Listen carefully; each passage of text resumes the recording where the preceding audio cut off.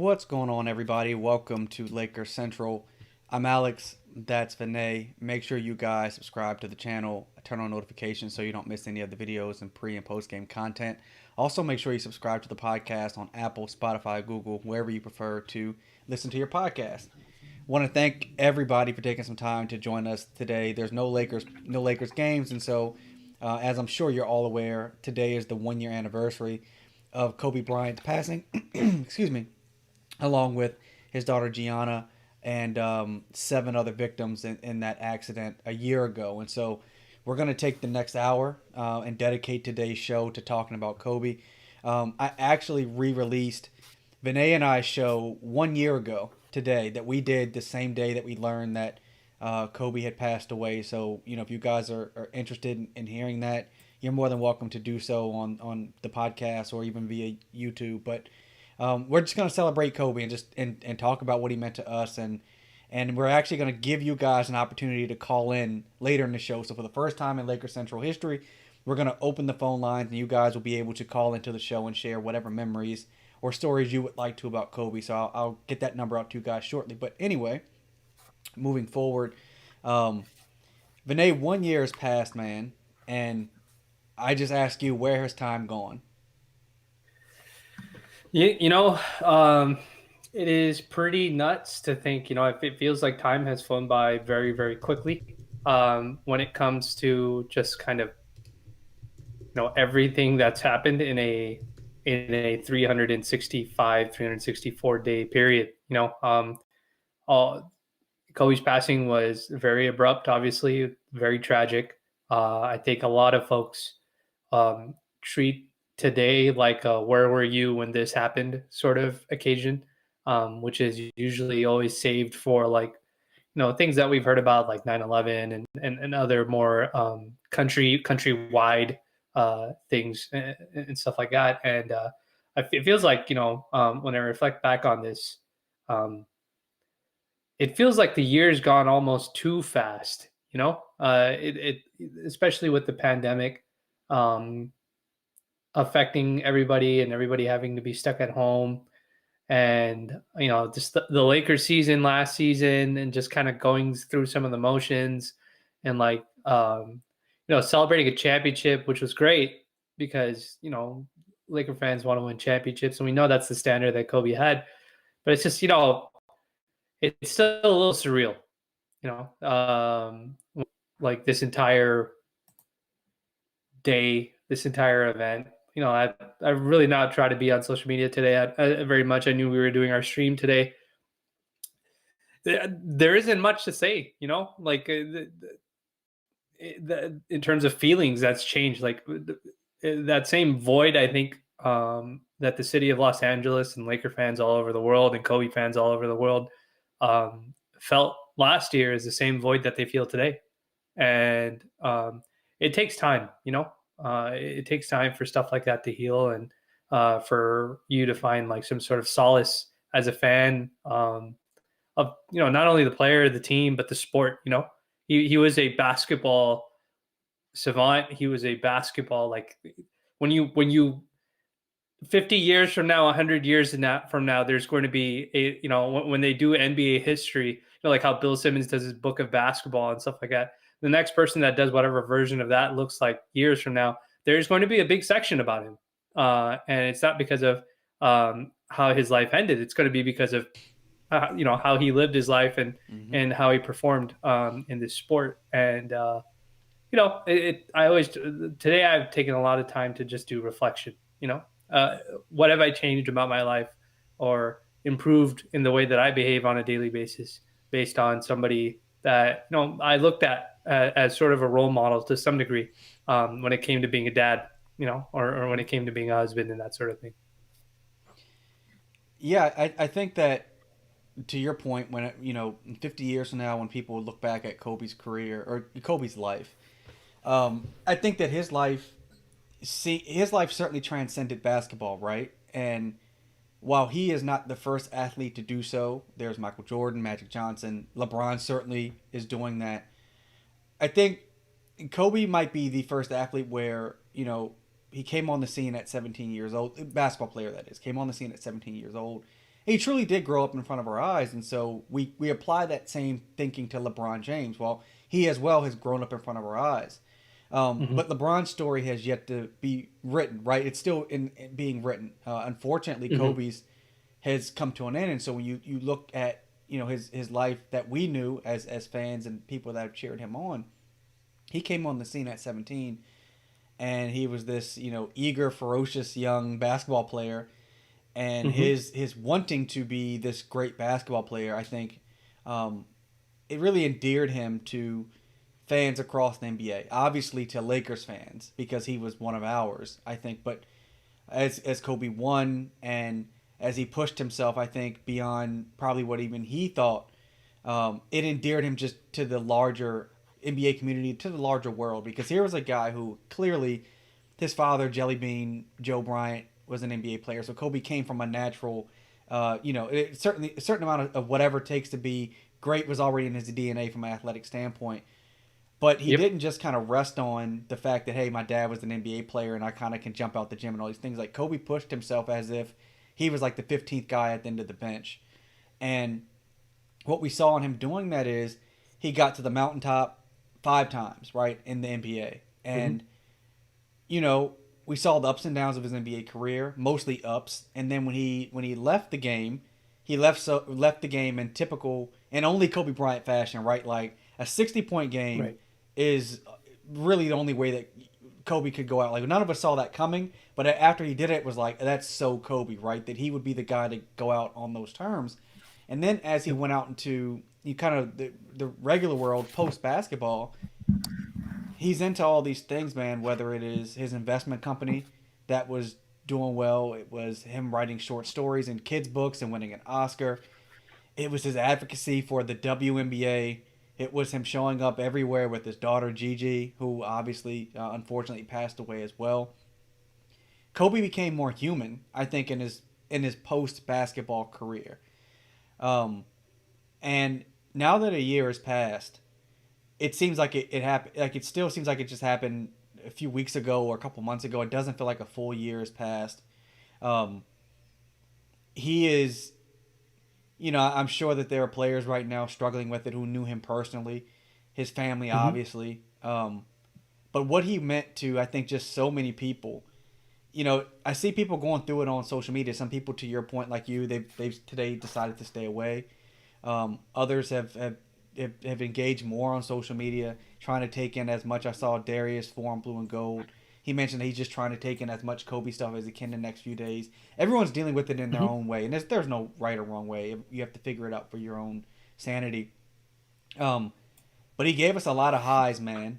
Like he he won more times than he lost. Like 5 championships, the MVP, the 60 Hmm. point games, the 50, the 81 point game, the 63 and and 3 quarters or whatever. Like he just gave it all to us, man. And I'm to this Yeah. day, I say there's no Lakers Central without Kobe Bryant. There simply Yeah. isn't, and so I owe a lot to that dude. Yeah, I feel like and we did it to kind of start this pod, but a lot of the discourse is about like how Kobe ended his basketball story as a player, and a lot of the conversation is a lot about that.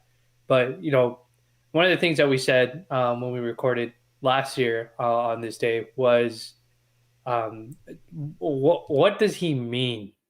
Like basketball aside, what does he mean to the city of Los Angeles? What does he mean to the people who watched him? And one of the things that I tried to tell folks was like, if you were dedicated, not dedicated, but if you were like into Lakers basketball, like the way that so many diehard Los Angelinos are and stuff like that, you were watching him every single year, 3 to 4 times a week in your house, and like it's almost as if you were watching a family member. And I think like San Antonio fans probably feel that way about Tim Duncan. Dallas fans feel that way about Dirk Nowitzki. Miami fans probably feel that way about Dwayne Wade. Like there was so if you're an avid basketball guy and if you're an avid basketball fan of your team, like your experience watching Kobe Bryant is so much more than just however he concluded his story. There were so many roller coasters within the course of his season that we often reflect about um, the way he fittingly ended his career on his own terms to some degree. But one of the things that made us so attached was, the same way that we, as human beings or as family members, we argue with our cousins or we don't get along with one section of one side of one of our parents' family or something like that because they have some beef with our parents or stuff like that. There was beef with Kobe too as fans. There was a time where he said he didn't want to play for the Lakers anymore because he didn't think they were serious about championships. And that was a moment in fandom, even for me, where I had to sit back and I thought to myself, I'd be like, dude, do I really like this guy? Like this guy, all of a sudden, he's won championships with the Lakers and stuff like that. And now all of a sudden he wants to get traded to Chicago. Famously, we heard the story from Jerry West after Kobe's passing about how Kobe was willing to go to the Clippers because the Clippers said, whatever you want, we'll do whatever you want if it means that you'll wear on this Clippers jersey. And Jerry West stopped them famously from going to that franchise. But there was so much, about what he was. Even his entrance, like even when he joined the team, the Lakers had an identity as a team that was expected to make it to the finals or to contend for a championship with Shaq, Nick Van Exel, Yep. Eldon Campbell, Eddie Jones. And it's not as if, and for the most part, Kobe Bryant's ingratiation with like the way that he joined the team, there wasn't a lot of friction, but there was clearly a lot of friction in terms of like the basketball success that was on the floor. And I remember being a young kid at the time when the Eddie Jones Eldon Campbell trade happened, and I remember telling myself that there were a lot of Laker fans, and obviously I was a big Eddie Jones fan myself, and there was a lot of us that were like, well, why are we trading Eddie Jones, a proven guy, for like this young kid? Like, Mhm. we know that he can be good, but like, are we, like, I don't agree with jettisoning because at the time, like Eldon Campbell and Shaq were supposed to be like this twin towers Yep. combo that was supposed to go up head to head against David Robinson and Tim Duncan. And the craziest part, of all of this is even through all that, like through the doubt, through the ups and the downs, obviously his legal issues and stuff like that. There was so much of what he was that was human, Mhm. that outside of basketball that Lakers fans had to like tough through with him, and that's the part that's the part that I think hurts Laker fans the most. It's that we didn't get to just see him as a basketball player, right? This is before social media. We got to see him as like who he was, his person.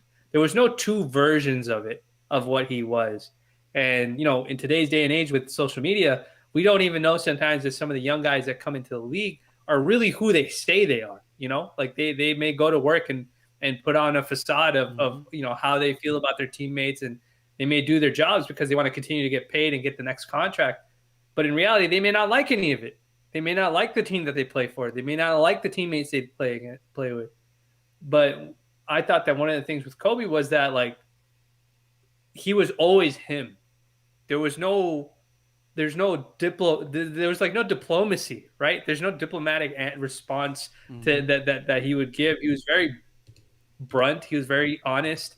And famously, Shaq and Kobe split because of that honesty.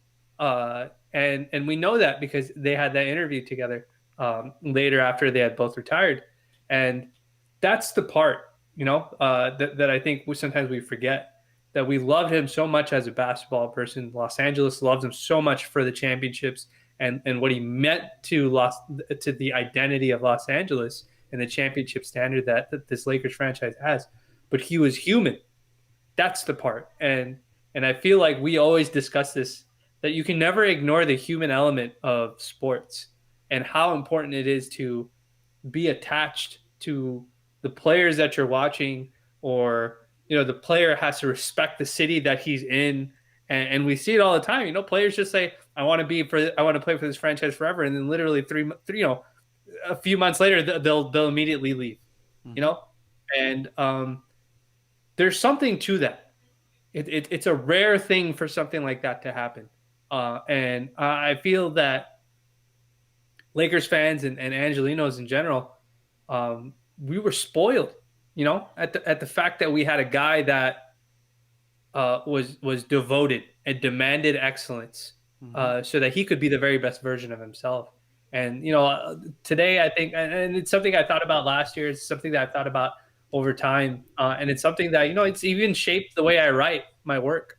Like when I write about other basketball teams or players, or I write about the Lakers, like I can't forget the human element of all of this.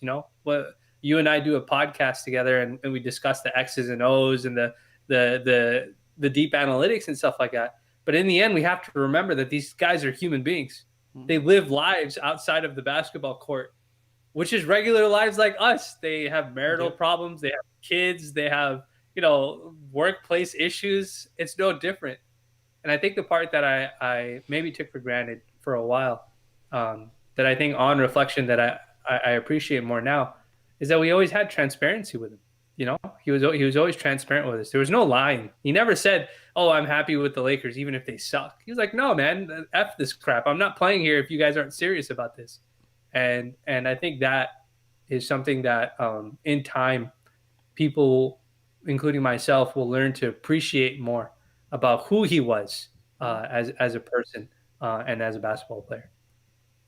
Well, I think that fans of just athletes in general, even of just celebrities in general, even politicians, like you wonder, is this person the real person behind closed doors? Like, it's always a Mm-hmm. genuine question because, in some regards, these guys have to put on fronts for a number of reasons. They need to be somebody different when they're at home.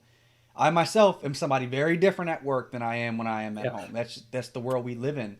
Um, I think with Kobe, I think who he was in the media, who he was in basketball games, like who we saw in those, interviews after games, like that's exactly who he was off the court. I don't think he switched up at all. I think there were days when Kobe was an ass, and I think that's very much who he was. I think there were Yeah. days when he was like a loving, a teammate, and but like he never wavered. And there's this thing Right. going around. I don't remember the exact tweet, but it was basically like who's better or what's the difference between number 8 and number 24. And at the time when this happened, Kobe was still alive, and he retweeted it and he said, different animal but same beast. I think that we saw, number 8 and number 24 are very different basketball players, but they're still the same person. Like the end goal never wavered Mm-hmm. from with him from year 1 to year 20. And I think that you Mm-hmm. saw a lot of that also as he, transitioned from basketball. Like, you know, he seemed to be this tremendous family man, right? Like these guys are away from their families for months out of the year, weeks at a time because of the careers that Mm-hmm. they've chosen. And he seemed to still manage this connection with his children and with his wife, and even with teammates. So while I think there some of his teammates out there of the past have said he wasn't great, you look at someone like Pau Gasol, and Pau Gasol, who Kobe was notorious for getting on him, man. Like if the Lakers came up short and it was Pau's fault or whatever, Kobe didn't hold any Yeah. punches. But you know, Pau in Kobe's now absence of him passing on, like Pau has become kind of like he reflects on what the relationship was like. He's very much in tune with the Bryant family. He Mm-hmm. posts different things and kind of lets us know as fans what's going on. Like clearly he and Kobe had a deeper bond than maybe we all of us appreciated when they were playing together. Like we always associate Kobe with Shaq, and rightfully so for good reason. But like his relationship with Pau, it seems he may have been a much better teammate in person to those other players than we ever really knew about. Mm-hmm. But he let you know where he stood, man. Like if he wasn't happy with you, and you mentioned those trades and those times when he thought about leaving. Mark Cuban definitely said he and Jerry Buss had agreed to a trade to send Kobe to Dallas, but then ultimately Mm-hmm. Jerry West couldn't do it. I mean Jerry Buss couldn't do it. Like you know, it, everything that happened in Kobe's life, I think, was just a very much a part of his story. And here we Mm-hmm. are, he came in the league in '96, man, and long before, to your point, social media really existed. Yeah. Before there were these, back ESPN was around, but like now, there's all these different channels. Hell, we have a channel. Like there's just all these Yeah. different ways now to get to know these young guys when they come in the league, and for him to have maximized his ability and become the person that he became. Like we see a lot of guys come around that are great in various sports and they just never live up to it. He lived up to it. Like whatever people thought he was supposed to be, he achieved that success. And it's sad to see that a guy, who I believe when he passed was 41, I think. Um, Yeah. you know, he was young. Like no one expects to die in their 40s. It happens, unfortunately, but no one expects to go that early in life. So but he left a legacy, man, and you and I carry that legacy on. There are a ton of other people that do so as well. Um, but Yeah, he, and he he meant the world to us. yeah, it happens in the sense like I think sports in general, the greatness and the memories of these some of these players is always carried on like based on the folks who watch them. You know, like I think um, as technology has grown, social media has grown. Like one thing that we've learned, like even in like the history of the United States, there's always that saying that history is written by the victors, like the people who win the wars and stuff like that. And um, though this isn't warfare, like his story is always going to be narrated. It won't be a story that will be like set in stone and consistent. You'll ask different Kobe fans what they feel about him, and they'll always have a different story. But I think you said something that's really important, and it's that even though we did get to see a good level of transparency of who he was as a person and with his personality and stuff like that, even since his death, since his passing, there have been so many stories that have come out about just kind of the things that he did behind the scenes that nobody ever bothered to share. And when people were telling this, whether it be on Twitter or Instagram or whatever it is, or on TV, stuff like that, some of these stories they're almost like told like confessions. I feel like it's like it's like I have this unearthed jewel or I have this hidden jewel story about something that happened between me and Kobe, and then when people tell it, they get so emotional because they never realized what the value of that jewel was until they until he passed.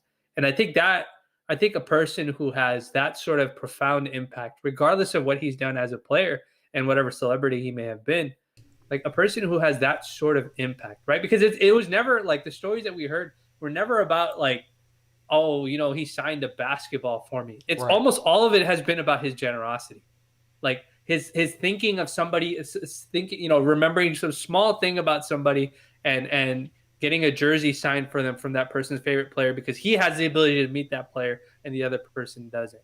I think that Adam Morrison story or something, getting a jersey signed for Adam Morrison, and I think that's something that is worth aspiring to be.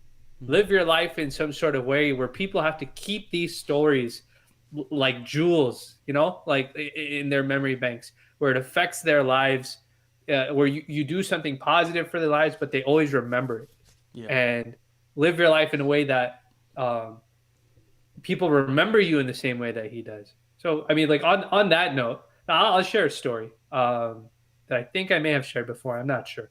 So, I was living in Anaheim across the street from a church. It was called St. Boniface Catholic Church. And it may be St. Boniface, so I'm not sure, but I think it's St. Boniface Catholic Church. It's in Anaheim. It's still there right now. It's off of Harbor and Lincoln.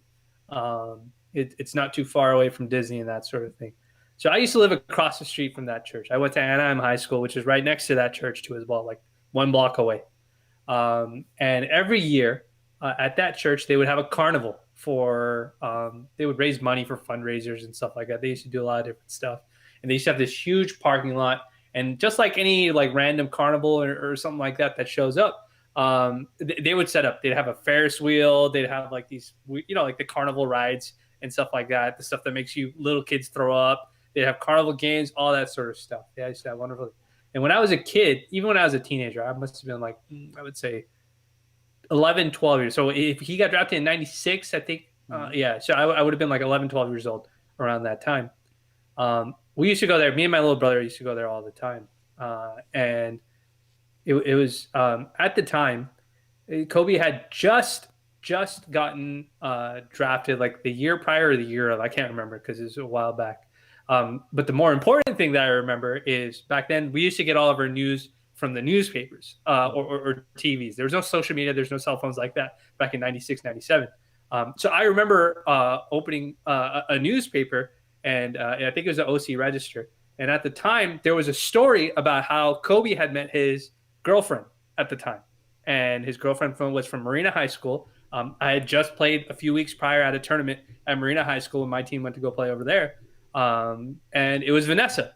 There was this whole story about how this young basketball player for the Lakers started dating this similarly aged girl from Marina High Mm-hmm. School, and uh, so like that was like the buzz, that was like the talk, because he was a high draft pick and it's LA, and I remember that year, and I'm pretty sure it was '97. We went to that carnival, Mm-hmm. and it was in the evening, nice weather, all that sort of stuff. We're all playing and stuff like that or whatever. We're all playing games, and we're all waiting in line for a ride. And there was this ride that was like, I don't know if you've ever seen it. It's like everybody sits at the bottom, and it's just like one big swing that just kind of goes up. Yep. It'll just take you upside down. It just Mm-hmm. looks like a giant pendulum sort of thing. And you can fit a couple people on each side. It's like two people to a row, whatever. And they lock you in a cage and all that stuff. So we were waiting in line to get on that ride, and all of a sudden this big crowd shows up, and people are crowding and stuff like that. And like I was a short kid at the time, so like I'm trying to figure out what the heck is going on, and Mm-hmm. why there's crowding and stuff like that. And you had to walk up on a platform in front of everybody to get onto the ride and stuff like that. It's normal. And after a few minutes, I don't hear anything. I just hear people saying, "Hey, man, like you can't cut or whatever," and all that sort of stuff. And I see a bunch of security guys show up. And when the security guys show up, I see Kobe and Vanessa walk up on that platform and go sit on, sit into the ride. And so I recognized him instantly. I was like, Mm-hmm. "Holy shit! This is Kobe Bryant." And some guy in the crowd, because these are just regular everyday people. Not everybody follows basketball. And somebody yelled at, he's like, "Hey man, who's this effing guy?" Right? And I heard somebody in the crowd say, "Yo, that's Kobe Bryant. What are you talking about?" And they went on the ride, and then I forgot what they did afterwards. I was a kid, so I didn't care, man. Like as soon as I got my ride, I want to go play other stuff and whatever. And I remember that's like one of like it's a memory that I always remember, Mm-hmm. because it was like it reminds me of the humanness of what it is, of what life is. Yep. He was a young guy who was just fallen in love with who would become his wife eventually. He was a top, like he was the biggest face for the Lakers outside of Shaq because he was a brand new draft pick. And here he is doing regular things like Mm-hmm. attending a carnival at a church in a local city. Like he was in Anaheim, so it wasn't nearby LA. And I think he may have been in Orange County at the time, living out there, or whatever, when he first came in.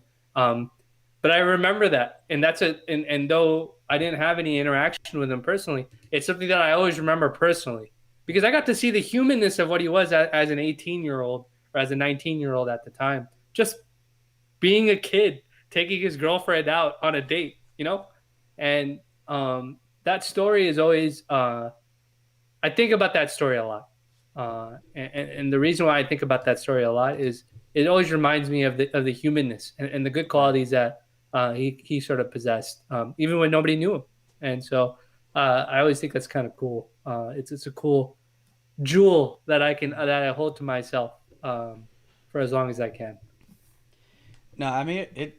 Look, Kobe showed up. Whether he was just entering the league or he was an older player. Like crowds are gonna form. People are gonna go nuts. And it's crazy that you get the you had an opportunity to kind of be there and experience that because I think I was 15 when he got drafted and had I experienced that I probably would have went nuts. This guy coming to a carnival, whatever. Um, but I think that just speaks to kind of like not just a celebrity man, but like people obviously wanted to be around him, right? Like he had this Yeah. he so while I know a lot of people are upset at Shaq these days, like Shaq had more of an infectious a personality, I think, back then. Like people love Shaq; he was friendly. Kobe, maybe not as much, but like he was still welcoming it. I think just in a different way. And the way he entered the league, the way that he exited the league, like both ways were, like his own way. For example, I still remember that press conference. He's at the gym, Lower Marion High School, and he's got his shades on his head and all that stuff, and like he's got the bald head, and people are like, "What the hell is this kid doing?" And then, 20 years later, he's going out dropping 60. Like both ways were his own way, and Yeah. that not many people can say that they came in or they left in that regard. Um, what I do want to do is let everybody know now that the phone lines are open for the first time. We're gonna allow you guys to call in if you would like and just share your favorite Kobe moments or Kobe story for the next 30 minutes. So you guys are welcome to call LakerCentral at this number. We're gonna be live. So when you call, make sure you have us on mute if you're watching on your laptop or computer or whatever, so there's no echo. But you can call us at 213 262 0494. Again, that's 213 262 0494. And we'll try and get you guys on the show, and you can share your favorite Kobe Bryant moments. But yeah, look, man, it's crazy because I only got to see him play one time in person, and that was when I came to LA for his final game. Like, all the times that they came to DC to play the Wizards or even up and down the East Coast, I just, for whatever reason, just never had the opportunity to go see him play. But I've shared the stories time and time again. Like, we flew to LA on the back end of our honeymoon specifically to see him for that last game. Um, Spent a ton of money to make all that stuff happen, and it was worth every penny. Like, I can't imagine. I would have regretted had we decided not to do that, and he dropped 60, and then certainly the way he ended up passing and not being a part of that. I still have a ton of souvenirs from that game. Like this hat right here still has the tags and stuff on it. I bought that at Staples Center that night. I've never even worn it, outside the house. Like I've tried it on and all stuff like that, but like never even worn some of that stuff. And a bunch of stuff of his that I have, it's just like I've got it. It's almost like I'm cherishing it. Like I don't want to mess it up. I don't want to take it out the house. It's just like I got all this Kobe stuff, and it just stays kind of like enshrined to him. And like I said earlier, like there is no Laker Central without him. Like if the Lakers had Mm-hmm. drafted any other player, like they had Shaq, and Shaq is one of the greatest players of all time. He's a huge personality. But had they went with another player and not made that trade, or I everything about them getting Kobe, them drafting or them trading for Kobe's draft rights and becoming a Laker, like it grew the Laker fan base beyond what it is. And I know that's hard for people to understand because the Lakers fan base is massive. But part of the reason Yeah. the Lakers fan base is massive today in 2021 is because of that man. Because Kobe's got his own set of acolytes, right? Like he's got devoted Kobe followers around the world. Yes. Um, and those folks came to become Laker fans as well. And so he was like one of the first big athletes to kind of go around the globe and go to like China, for Mm-hmm. example, and kind of welcome Mm-hmm. in that side of the world and those fans. And they loved him as much as Americans loved him, So he was willing to reach out. I mean, he was an incredible ambassador for the league, and I thought he was one of the kind of he was like the faces of like what you would consider like the competitive nature of Mm-hmm. basketball. Like he was an uber competitor. He's very Yep. competitive when he was on the floor, and I just think that's something that is that it's hard to find something like that, and it's very hard to find players who openly will show their competitiveness uh, while still being great people, Right. behind closed doors. It seems like a lot of the competitors over time, the Kevin Garnett's and all that sort of stuff, like you see how bitter they are when it comes to certain relationships and friendships. Like he's won it, like Kevin Garnett won a championship with Ray Allen, Mm-hmm. but still to this day, apparently, he can't seem to get along with Ray Allen, which is strange considering that your lone Yep. championship came from his help too as well. But it's balancing that sort of stuff, and it's great to see that he was excellent both on the court, and he was an excellent person off the court as well. It is. I mean, he transcended the sport, man. Like he he's such a larger than life guy.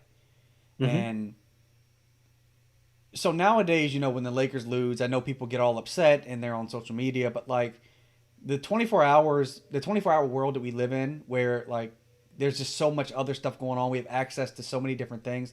Our attention spans are less. Like I remember like growing up, and I'm sure you can attest to this. Like, you just didn't watch clips of someone like Kobe. Like you watched entire games.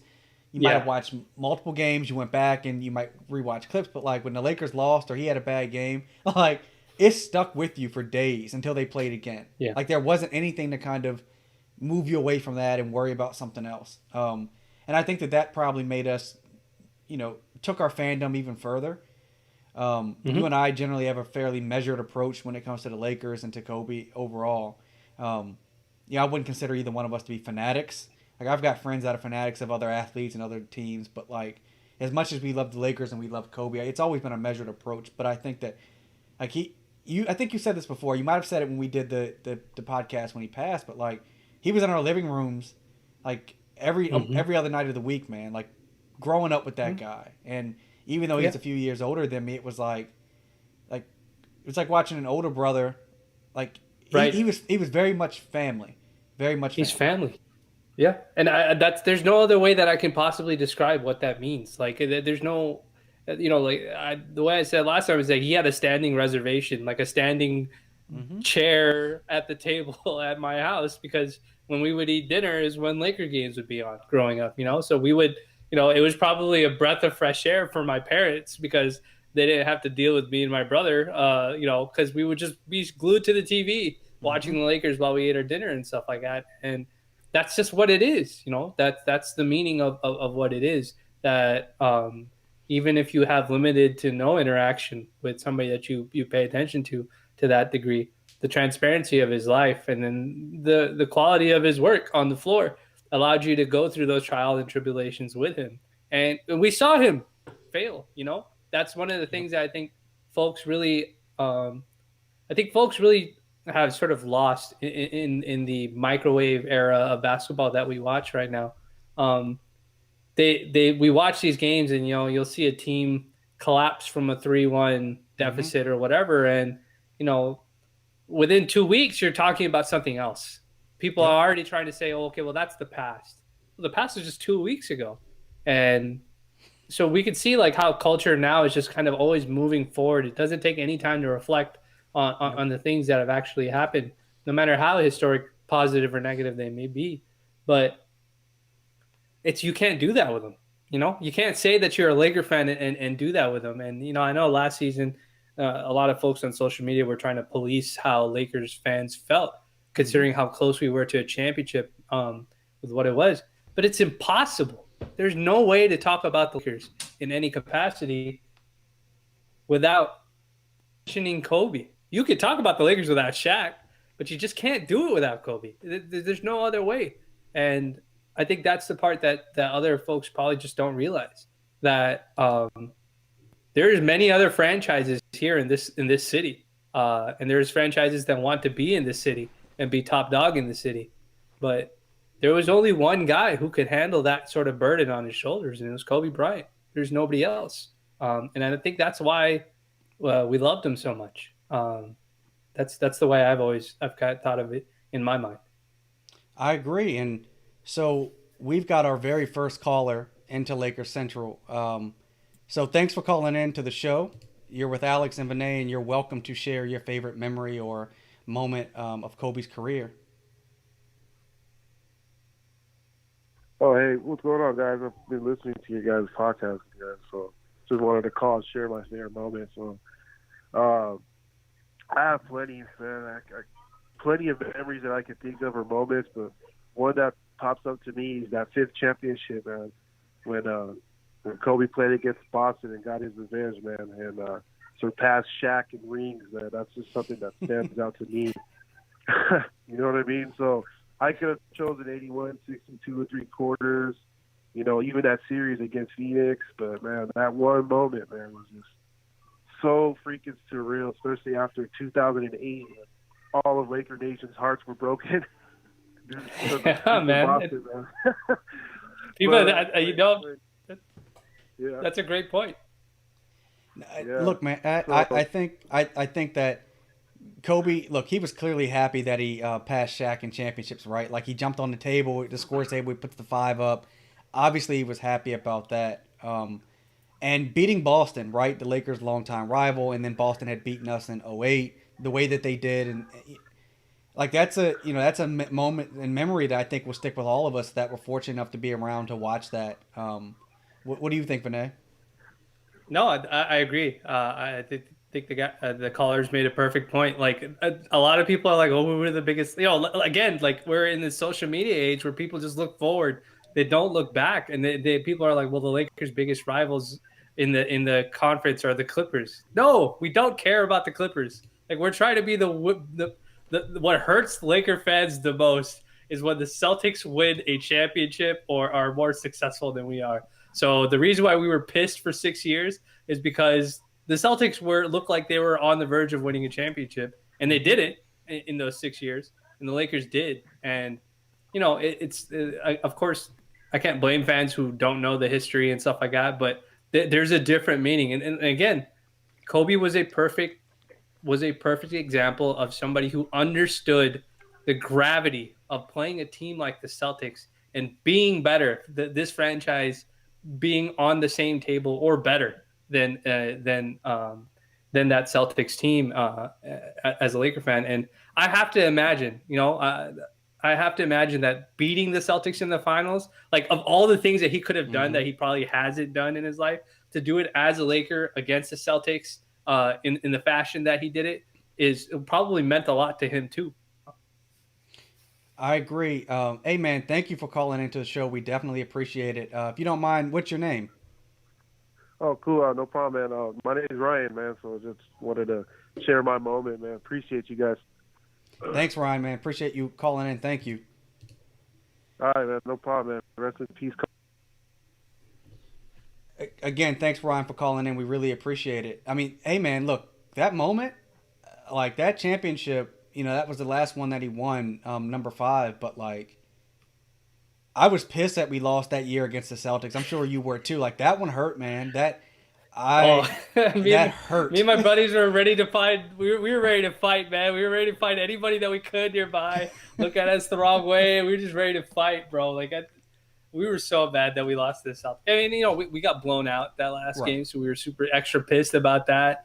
And it was just because.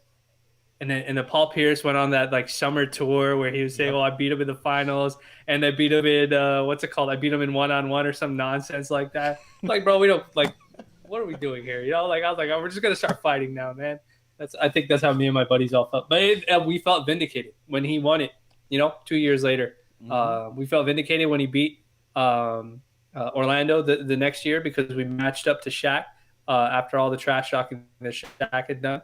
After he won with Miami. And we felt even more vindicated when we finally beat the Celtics because we had to have the last laugh. And, fast forwarding all the way up till now, like it feels great that the Lakers are now tied with them for the most titles as a franchise. And I hope, LeBron, who was very close to Kobe as a person, both a family man and as a player, I'm glad that he's the one who's helped tie up the total winnings as a franchise and could possibly lead us to being the most winningest organization of all time too as well.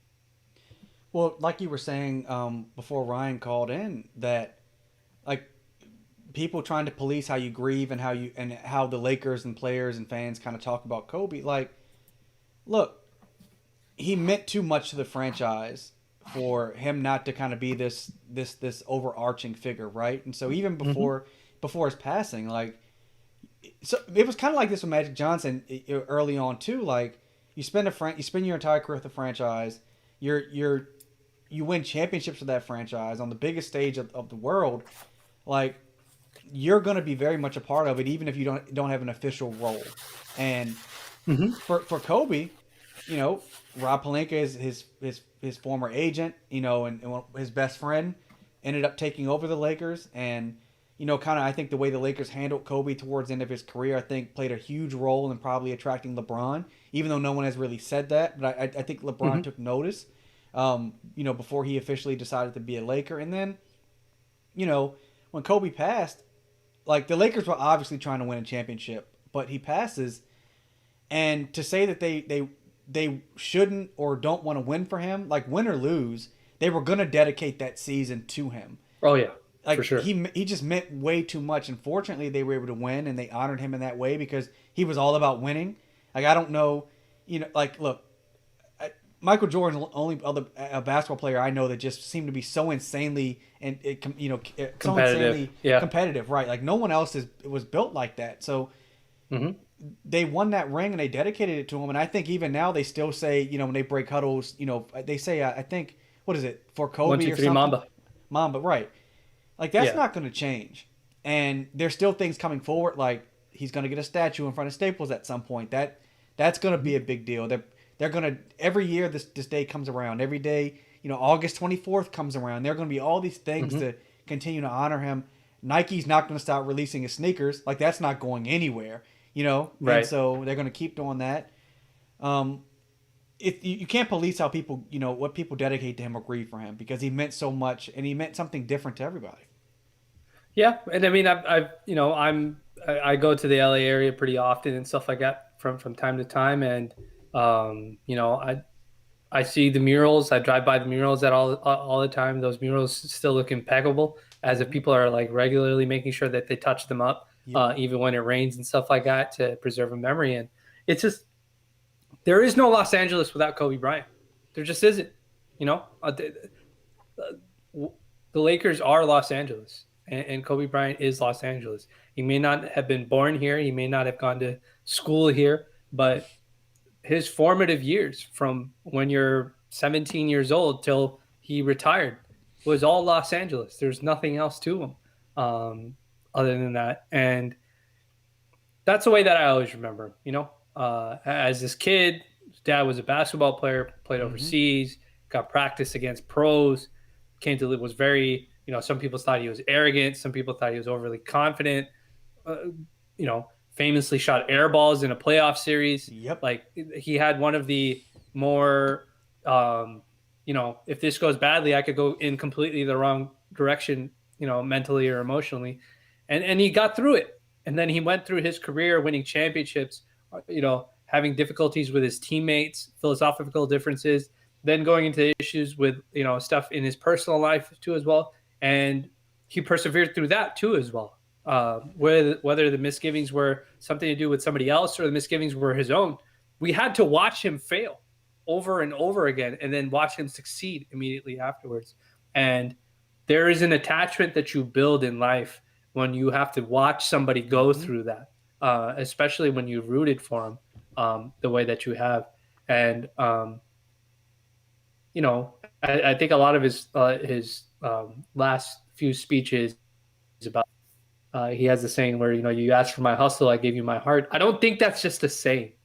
I think he means that when he says that, he gave a full commitment of who he was as a player, to this team, to this city. And it's, that's the way I want to think of him. We'll always see spectacular basketball highlights. We'll Mm-hmm. always hear about the Trey Youngs, the Jason Tatums, the Luka Doncics, the guys who not only say that they try to model their game over a guy like a guy like LeBron, but looked at Kobe as some sort of like example of how you should be competitive in order to succeed in this sport. And we saw the love that he used to give back to players and stuff like that with his Mamba challenges and the things that he expected out of him, guys like Giannis and stuff like that. And you can't ask for more, like you got um, you got the competitiveness, you've got the uh, championship standard results from him as a player, but you also got the humanness of him as a person through injury and failures, both on and off the court. And that's a basketball life, man. Like and this is without social media. And so imagine how close you had to be, how closely you had to pay attention to who he was as a person when you didn't have the same transparency that people have now with social media. You had to love him as a player, and be committed to him as a player, and as a person for it to be successful. And I, like you, and kind of how you said that like Laker Central wouldn't exist without him. I don't know if I would be as staunch of a Laker fan as I am now, if it wasn't for somebody like him, because so much of my identity as a fan is attached to him, Yeah. you know, and it's it's it's it's hard to think about how you fill that void. And we're fortunate as Laker fans that, you know, though we had a few years down as we were rebuilding, you could tell that this franchise, the fans in this franchise were trying to find somebody that they could Mm-hmm. attach their affection to. It was D'Angelo Russell, Brandon Ingram, whoever, Lonzo, Mm-hmm. whoever it was. And now we have LeBron, and now we have Anthony Davis locked in for a future 5 years and stuff like that. And you know, I think a part of us, a part of this fan base, will always continue to look for somebody to fill that void. And I think LeBron has done a tremendous job carrying that burden in the interim. And I hope that whatever happens years from now, whether LeBron's on this team, retired, what happens with AD, I hope that same affection that the Lakers fans have always had for a guy like Kobe, we learn to have that affection and that love for the game, win or lose, um, the same way that we did for Kobe Bryant for all these future guys that eventually put on this Laker jersey. And I think that's what I'll try to do. You know, what better way to honor the standard that Kobe Bryant has kept than to love the sport and the Mm-hmm. team that he represented, and to hold them to that same standard. And I think that's what you were trying to say when you were saying that we try to do measured takes when it comes to basketball as it relates to this team. It's not just the highs and the lows. You know, we can be excited about the marquee victories or Mm-hmm. the tough losses, but it's about when we watch this game, do we love it? Do we talk about it the way that we always have? Do we expect the same thing nightly on a night to night basis? And when we do succeed, do we appreciate? Do we love it the same way we would have if we had failed? And I think that is the measure of what Kobe Bryant is. You have to love it, and you have to put yourself into it. And I think that's what he did as a father. I think that's what he did as a husband. I think that's what he did with his movies, his books, everything that he did after basketball, and even in basketball, he committed himself to it with that love and affection. And I think the best way to um, honor him is to have that same love and affection when it comes to the many things in life that we're responsible in the roles that we carry. Well, I think I'm gonna close on piggybacking on something you said. You said the Lakers are Los Angeles, and Kobe Bryant. You know, he is Los Angeles. He's the Lakers. What I thought about when you said that he is Los Angeles is that Los Angeles is a very transient city. There's a lot of implants there that call it home. And here is a guy who he's a black kid who grew up in Italy, grew up in Philly, speaks Mm-hmm. 5 languages, married an Italian woman, you know, has an interracial family, and to me, in a lot of ways, they represent LA, right? Like Right. there's so many different people and different kinds of people and walks of life. He represents everything. He represents the hardworking part because he was, you know, he would go above and beyond to be the best that he could. He represented, you know, the glitz and glamour because he was clearly one of the most famous people on the planet. He seems to represent like every bit of Los Angeles. And he's going to be missed. He's missed every day. I know that we are not the only people that think about him, and Mm-hmm. you know this day will come around every single year, and people will share stories. And I think what's happening is, you know, every year that this happens, you're gonna, you know, there's stories that still have not been told about him. Like people have shared a lot that we didn't know, but people are still holding some things back until they're ready Mm-hmm. to share certain stories. George Sedano interviewed a bunch of players, and they're sharing more and more. Zach Randolph interviewed, you know, he talked a lot about Kobe coaching his daughter. And I think that Mm-hmm. whenever they get to Kobe's Last Dance style documentary, hopefully a decade from now, and it's not too soon, but I think as we get to something like that, you're going to just hear more and more about who he was. And it'll be interesting to Mm-hmm. learning more about who that guy was because he, like I said earlier, he means so much to so many of us, and we will keep pushing his legacy forward. I want to say thank you to Ryan as our first and only caller for the first time on the show. It was our first time trying that. Thank you so much, Ryan, for sharing you know, the fifth championship, you know, being such a key moment for you. Thank you guys, as always, for joining in the chat. Thank you for watching us here on YouTube. Make sure you subscribe to the channel. You can also check us out, the podcast version, on Spotify, Apple, Google, Stitcher, TuneIn. Guys, my guy Sean, he does a lot of stuff for us here at Laker Central. You can check out this video that he made. It's on Twitter, but it's also on YouTube. Mamba Forever. He did a really good job making that. So you guys, take a moment, take a look at that if you want. I know a lot of people are kind of staying away from Kobe's content right now, and that's all right. Grieving in their own way. Do what's right for your sanity. But again, thank you guys so much for tuning in. Without Kobe, we wouldn't be here, and without all you guys, we wouldn't be here as well. So thanks so much, and we'll catch you on the next pregame show.